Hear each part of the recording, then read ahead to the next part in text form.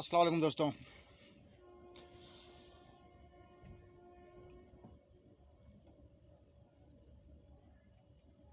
अल्लाह के फजल करम से मैं समझता हूँ आप सब खैरियत से होंगे।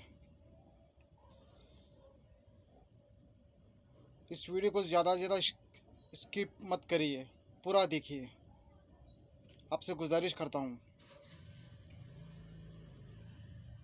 यूसीसी का मतलब क्या है? यूसीसी यानी यूनिफॉर्म सिविल कोड। इसमें जो कहा गया है, हर एक आदमी को कानून सबके लिए एक ही चाहिए करके। हमारा भारत इतना खूबसूरत देश है, उतना खूबसूरत देश है। यहाँ पर हर एक जात का आदमी रहता है, हिंदू, मुस्लिम, सिख, ईसाई,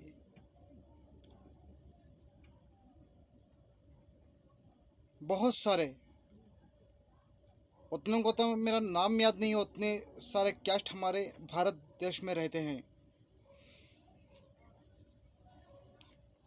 आप समझते होंगे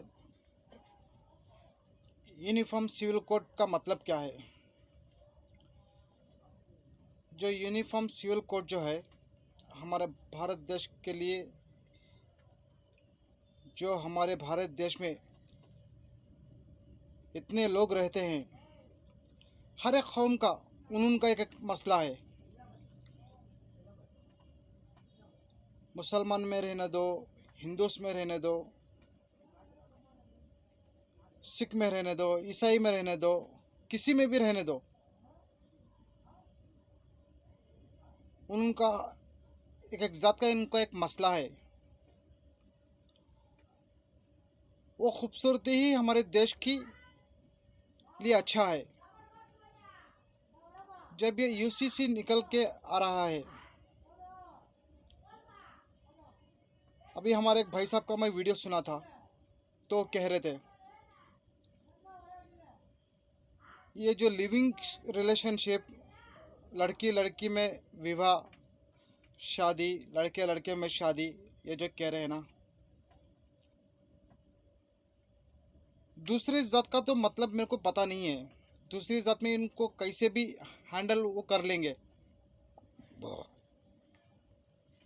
जहाँ तक हमारी मुस्लिम कम्युनिटी का सवाल है, अल्लाह ताला ने खुद कुरान शरीफ में फरमाया है, हमारे अल्लाह ताला कुरान शरीफ में फरमाए हैं कि निकाह करके हमारे इसमें फ़र्ज़ किया है। क्यों किया है? क्योंकि हम लोग जो हैं कुछ भी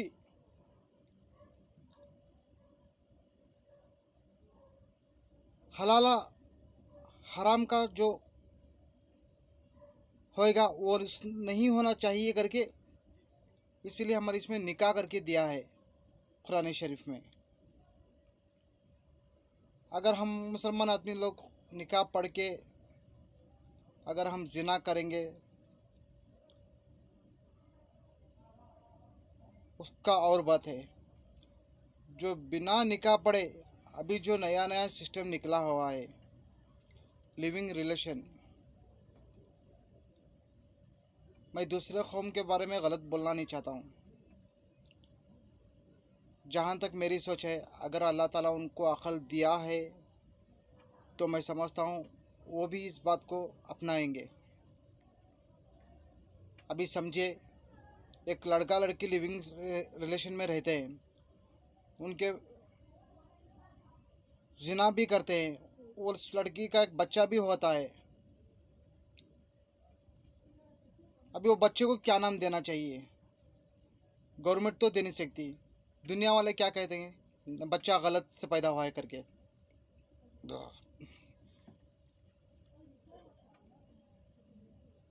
इंशाल्लाह मैं दुआ करता हूँ जितने भी मेरे भाइयों ये वीडियो देख रहे हैं, ये वीडियो जो है ना, हिंदू रहने दो, जो कोई भी देख रहा हो मेरा भाई, इस वीडियो को थोड़ा गौर से समझिए। ये लिविंग रिलेशनशिप ठीक नहीं है।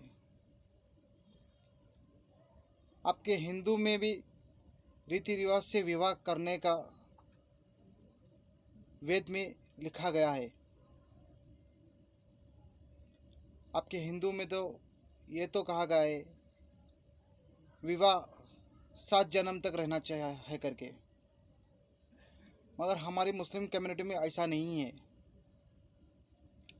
हम निकाह अगर हम एक बीवी रख के दूसरी बीवी को भी हम करेंगे ना, उसको भी हम निकाह करके ही हम करना पड़ेगा। हमको कुछ भी करना हो तो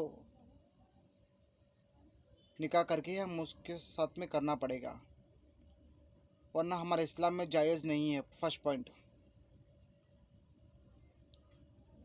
हम एक बीवी से 4 बीवी भी हम रख सके, और रख सकेंगे का मतलब क्या है, हम निकाह पढ़ के उनको पालना है, पोसना है। हमारे इसमें ताकत उतनी रहना चाहिए उनमें पालने के लिए, तभी हम निकाह दूसरा तीसरा चौथा निकाह कर सकते हैं। जो आदमी की उतनी ताकत नहीं है, तो एक में ही उसका गुजर चल रहा है, अल्हम्दुलिल्लाह। अपने बच्चों की ठीक से परवरिश कीजिए। दूसरी बात, यूसीसी यूनिफॉर्म सिविल कोड, ये जो है ना, हाल फिलहाल में वो भाई हमारे कह रहे थे, पाकिस्तान का ज़्यादातर जिक्र उठा रहे थे। अपनी मुमेरी बहन को शादी करके, इसको शादी करके, उसको शादी करके, ऐसे ये करते। जहाँ तक आप सोच रहे हैं, ये जो यूनिफॉर्म सिविल कोड जो है, ये डायरेक्ट मैं आपको बताता हूँ, कहीं ना कहीं पहला टारगेट इसमें मुसलमान ही है।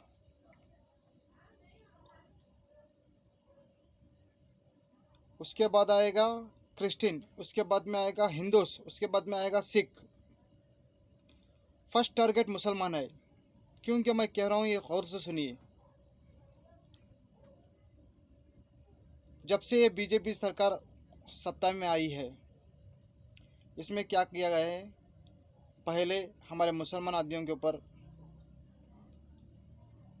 औरतों के ऊपर 3 तलाक के ऊपर कानून लेके आए।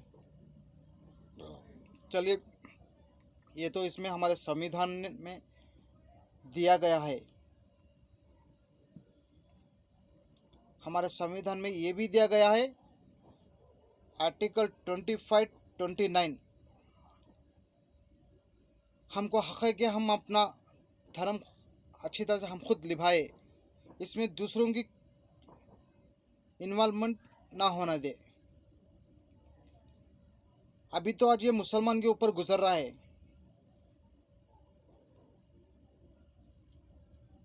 कल का दिन हिंदू के ऊपर भी गुजरेगा, क्रिश्चियन के ऊपर भी गुजरेगा, सिख भाई के ऊपर भी गुजरेगा, हर एक जात के ऊपर गुजरेगा। हमारे भारत में ये यूनिफॉर्म सिविल कोड जो है ना, जब बाबा साहेब अम्बेडकर साहब ने 1948 में जो संविधान हमको लिख के दिए थे, चाहते तो हम यूनिफॉर्म सिविल कोड उस टाइम पे उसी में इन्वॉल्व कर सकते थे। बाबा अम्बेडकर साहब क्यों इन्वॉल्व नहीं किए? क्योंकि ये हमारे भारत देश की खूबसूरती है। हर एक कम्युनिटी को जीने का हक़ है, बोलने का हक़ है।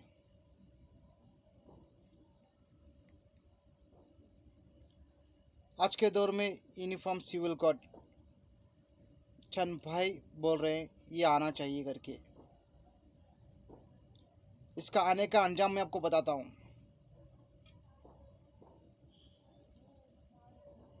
आप मिलिट्री का उनका कानून तो आप जानते हो,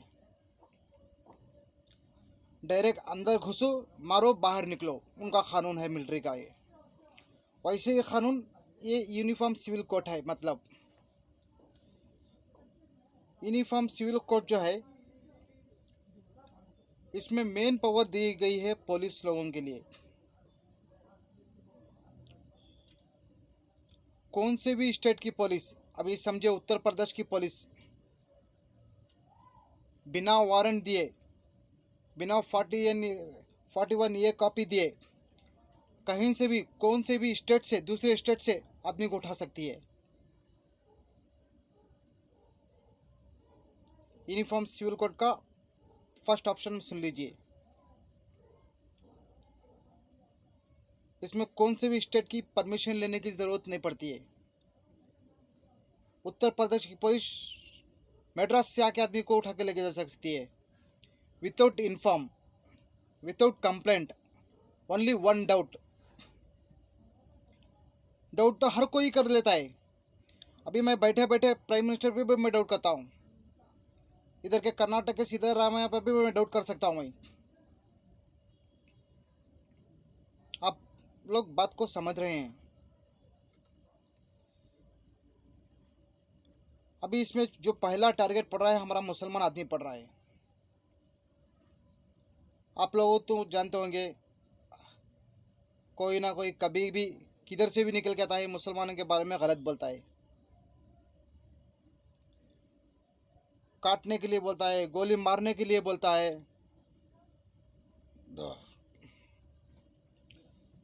मुसलमान बहनों को लव ट्रैप में फंसा के उनसे शादी करके उनको बच्चे दे के छोड़ के जाने के लिए भी वो भी चल रहा है आजकल सिस्टम। आजकल ये कुछ 14 फरवरी का वैलेंटाइन डे कुछ चल रहा है। आजकल ये भगवा लव ट्रैप भी बहुत ज़्यादा चल रहा है, क्योंकि उन लोगों को पैसा मिल रहा है आरएसएस और बीजेपी से, हमारे मुसलमान भाई बेटियों से ऐसा बर्ताव करने के लिए। कुछ वीडियोस मेरे पास पड़े हैं, कुछ क्या बहुत सारे पड़े हैं, मैं आपको बता नहीं सकता क्योंकि ये यूट्यूब के ख़िलाफ़ है। क्योंकि ऐसे ही मैं 1 से 4 वीडियो में डाला था। मैं एक मेरा फेसबुक अकाउंट भी बैन कर दिया और दूसरा मेरा यूट्यूब चैनल भी बैन कर दिया, क्योंकि मैं जो भी बात बोलता हूँ सही बोलता हूँ। मैं किसी के धर्म के बारे में गलत नहीं बोलता हूँ। हाँ, मैं गलत बोलता हूँ बस आरएसएस और बीजेपी के बारे में, नेक्स्ट और हिंदुत्व के बारे में।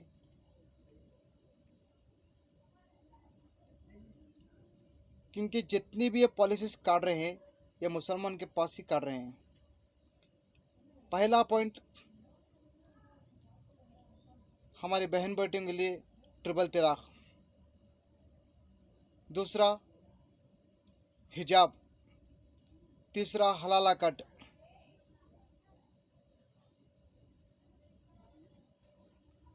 चौथा, जितने भी हमारे मुसलमान कौम के मस्जिदों हैं, दरगाह हैं, इन सबको तोड़ने के लिए परमिशन। आजकल तो आपको पता है, पुलिस भी इन्हीं की है, सारी गवर्नमेंट भी इन्हीं की है, जज भी इन्हीं का है, लॉयर भी इन्हीं का है। कोई जज कल रिटायरमेंट देता है, दूसरी एक मस्जिद का फाइनल डिसीजन देके चल जाता है। वैसे ही किस्सा हुआ ज्ञानवापी मस्जिद का। उसके दूसरे दिन उसका रिटायरमेंट का दिन था, उसके एक दिन पहले ज्ञानवापी का मस्जिद का फैसला देके चला गया, आप पूजा कर सकते हैं करके। सब कुछ उन्हीं का है। ये जो यूनिफॉर्म सिविल कोड जो है ना, हमारे AIMIM बैरिस्टर असदुद्दीन ओवैसी साहब ने भी संसद में उठाए थे। वो बेचारा एक दीवाना आदमी है, सारे कौम को जगाने निकला है। उनको क्या पता, आधे से ज़्यादा हमारे आदमी लोग इधर पे मरे पड़े हुए हैं, या तो किसी की इसमें जाके जो झुक रहे हैं। अल्लाह उस आदमी को सलामत रखे। जितने भी मेरे भाइयों ये वीडियो देख रहे हैं, इसको ज़्यादा से ज़्यादा शेयर कीजिए। इस वीडियो को कम्प्लीटली पूरा देखिए। यूनिफॉर्म सिविल कोड पहला स्टेट बना है उत्तराखंड। उत्तराखंड में जो हुआ, उधर पे 600 साल पुरानी मस्जिद, हालांकि उस मस्जिद के ऊपर केस चला था। अगले 14 तारीख को उसका हाई कोर्ट में सुनवाई थी, मगर उससे पहले जो कोर्ट की बात को ठुकरा के उधर की जो पुलिस और उधर के आरएसएस के जो आदमी लोग हैं, बजरंग दल के जो आदमी जो है, जो वीएचपी दल के जो आदमी लोग हैं, वो सब मिलके रातें रात आके उधर की 600 साल पर मस्जिद को शहीद कर दिए और बहुत सारे घरों को तोड़वा दिए। उसमें हमारे 6 मुसलमान भाइयों भी मारे जा चुके हैं गोली खाकर। डायरेक्ट उधर के सीएम ने कह दिया जो कोई भी बीच में आएगा उसको शूट करके मार दो करके। ऐसे ही हुआ। हमारी हरिद्वार की मस्जिद भी गई, 11वीं मस्जिद का भी फैसला आ गया, राम मंदिर का भी फैसला चला गया। अभी जो मासूम हमारे 6 भाइयों उधर पे मरे हैं और कम से कम 25 से 30 मुसलमान भाइयों की गिरफ्तारी उधर पे हुई है। उल्टा हमारी मस्जिद तोड़ेंगे, हमारे घरों को तोड़ेंगे और हम ही को गिरफ्तार करेंगे।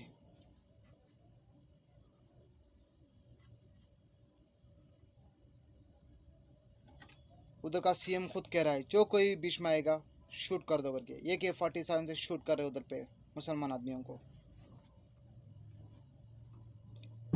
ये जो गोदी मीडिया जो चैनल है उधर पे कह रही है पत्थरबाजी करके पुलिस वालों को मारे हैं, इसीलिए मजबूरी में गोली चलाए हैं पुलिस वाले अपनी जान बचाने के लिए करे बोले।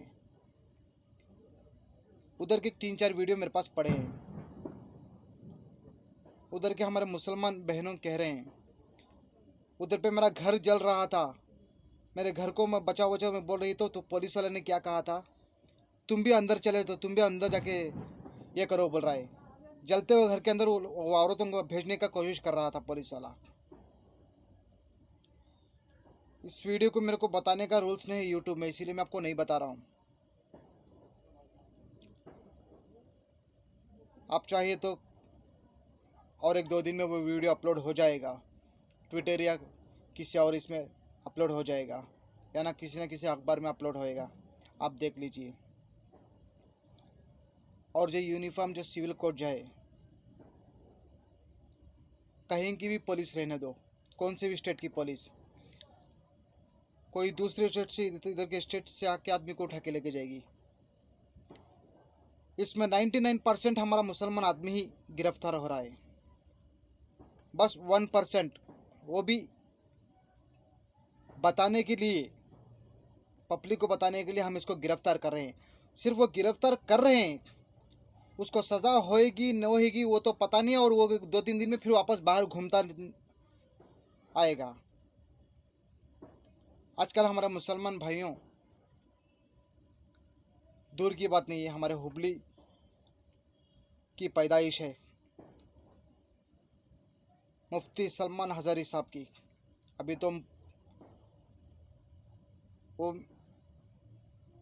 मुंबई पुणे में हैं। वो सिर्फ एक शायरी के लिए उनको गिरफ्तार करके गुजरात की पुलिस आके इधर से गिरफ्तार करके लेके गई। आप सबको पता है, आजकल उनकी न्यूज़ बहुत चल रही है यूट्यूब और फेसबुक में। बस एक शायरी की तरफ से उनको अरेस्ट करके लेके गई थी। अल्लाह सलामत रखो, 2 जगह से उनको बेल मिल चुकी है और एक जगह उनका कोर्ट में हेयरिंग है। इस तरह से जुल्म हैगा मुसलमान आदमी के ऊपर यूनिफॉर्म सिविल कोड। आज तो हमारे ऊपर ये यूनिफॉर्म सिविल कोड है, हमारे ऊपर गुजर रहा है। मैं 100% श्योर से कहता हूँ ये हमारे ऊपर अकेले के ऊपर नहीं है। चलिए हमारे तो ज़्यादा से ज़्यादा 20 करोड़ से या 25 करोड़ की आबादी है, बस उतना ही।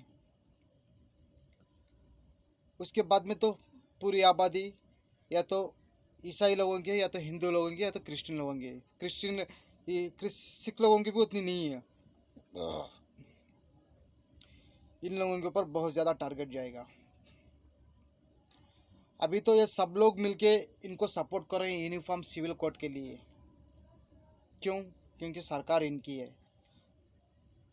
जब इन्होंने दल बदलेंगे तब इनको पता चलेगा यूनिफॉर्म सिविल कोड का मकसद क्या था। जो बीजेपी वाले जो इनको पैसा कम दे रहे थे, इसीलिए सरकार छोड़ के दूसरी सरकार में चले गए। गलतफहमी से फिर इनकी सरकार बन गई बीजेपी की, तो जो छोड़ के लोग गए हैं इधर से पार्टी से, उन लोगों को टारगेट डाल के पकड़ दिए। पहले ये आदमी मेरे को छोड़ के गया था पार्टी से, इसको पकड़ के अंदर डालो। हाल फिलहाल में अभी बहुत सारे एमपीस, वो दिल्ली का क्या बोलते हैं, मनीष सिसोदिया, उसी के पार्टी 3-4 आदमी अभी तक अंदर है विदाउट प्रूफ। इतने सालों तक, अभी तक 1 साल के होने आ रहा है, अभी तक अंदर है। बेवजह उठा उठा पढ़ के अंदर डालेगी। जो भी मेरा भाई इस वीडियो देख रहा है, इस वीडियो को ज़्यादा से ज़्यादा शेयर कीजिए। जो यूनिफॉर्म सिविल कोड के पक्ष में वोटिंग करेगा, वो आगे में जाके उसको सामना खुद को करना पड़ेगा। ये यूनिफॉर्म सिविल कोड का मतलब क्या है, तब उसको समझ में आएगा, तब उसके ऊपर गुजरेगी।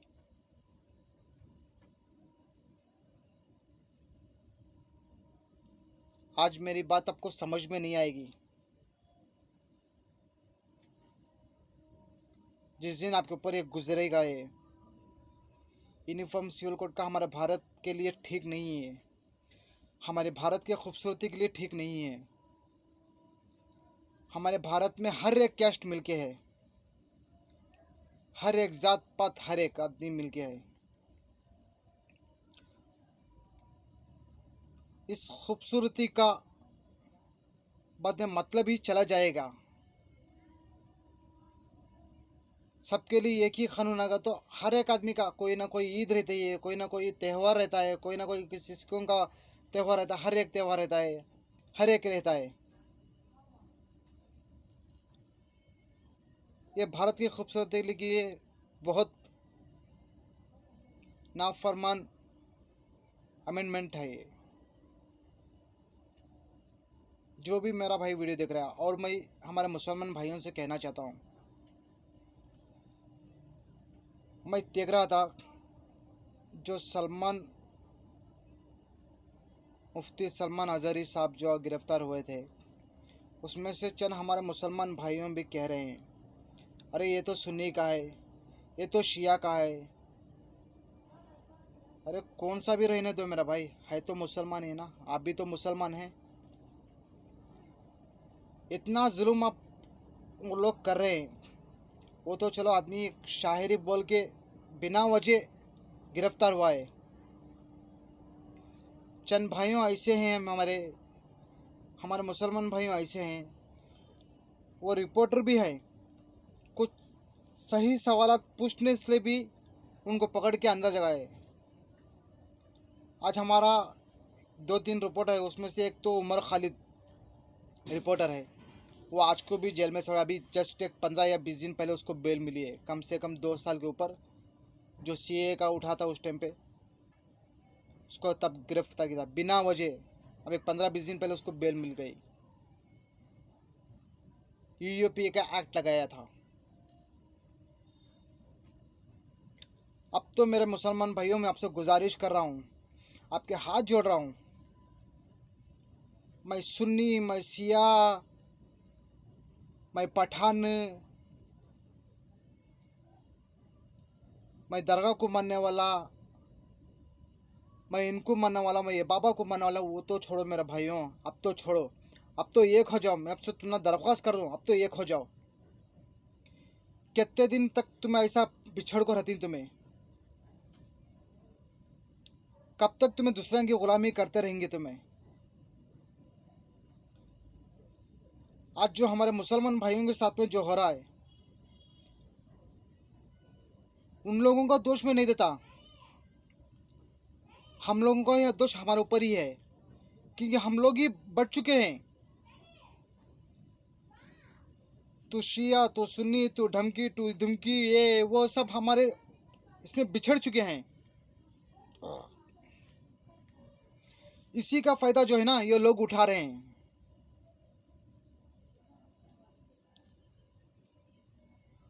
और चंद उलमाए हजरत भी हैं जो उनके सपोर्ट में रहते हैं।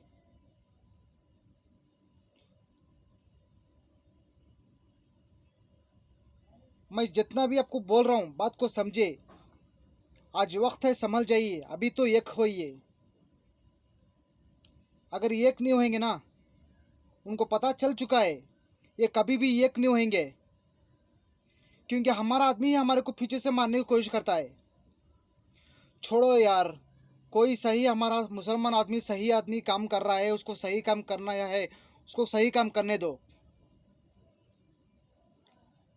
वो भी तो एक इंसान है, कभी ना कभी तो गलती क्या है, क्या रहेगा वो। उस बात को आप फिर उठा के उसको ये करेंगे, उसकी इज्जत को नीलाम करके फ़ायदा क्या मिलेगा। इसमें तो हमारे मुसलमान आदमी की इज्जत जाएगी। छोड़ो यार, अभी तो सुधर के आदमी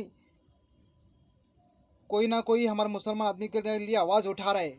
सपोर्ट करो यार, तुम एक नहीं तो थोड़ा सपोर्ट करो। कब तक बिछड़ के रहोगे।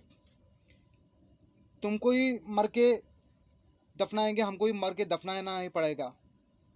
हम सभी तो खबर में ही जाना पड़ेगा ना। फिर ऐसा क्यों चाहिए आपको। मैं शिया, मैं मुसलमान,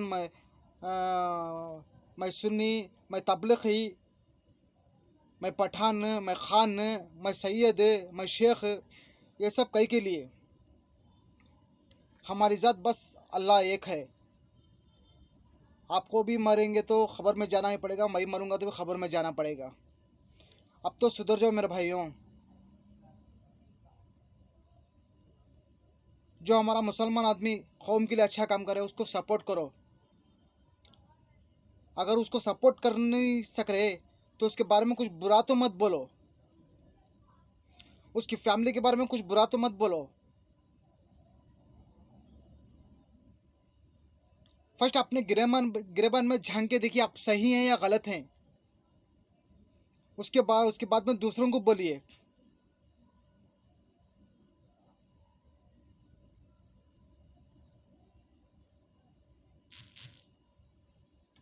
आपसे मैं कह के मैं थक चुका हूं मैं। अभी तो छोड़ो यारों, इतना सब गुजर रहा है, अभी तो थोड़ा सुधर जाओ। कर्नाटक में जो हिजाब का मसला चला आपको पता नहीं क्या। अभी हर जगह लव ट्रैप चल रहा है, आपको पता नहीं क्या। हमारे मुसलमान माँ बहनों की बेटियों से कैसे कैसे जुल्म हो रहा है, आपको पता नहीं चल रहा है क्या। अभी कोई गुलबर्गा की वो मलली मस्जिद का भी प्रॉब्लम चल रहा है, वो भी आपको पता नहीं क्या। उसके बारे में कोर्ट में केस चल रहा है अभी, वो भी आपको पता नहीं क्या। अभी तो छोड़ो मेरे भाइयों, आपसे गुजारिश कर रहा हूँ, अभी तो लड़ना छोड़ो।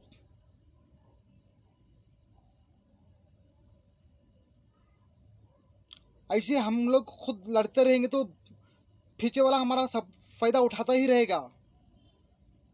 क्यों फायदा उठा रहा है, उनको पता है ये कौम सुधरने वाली नहीं है, अपने आप में लड़के मरेंगे।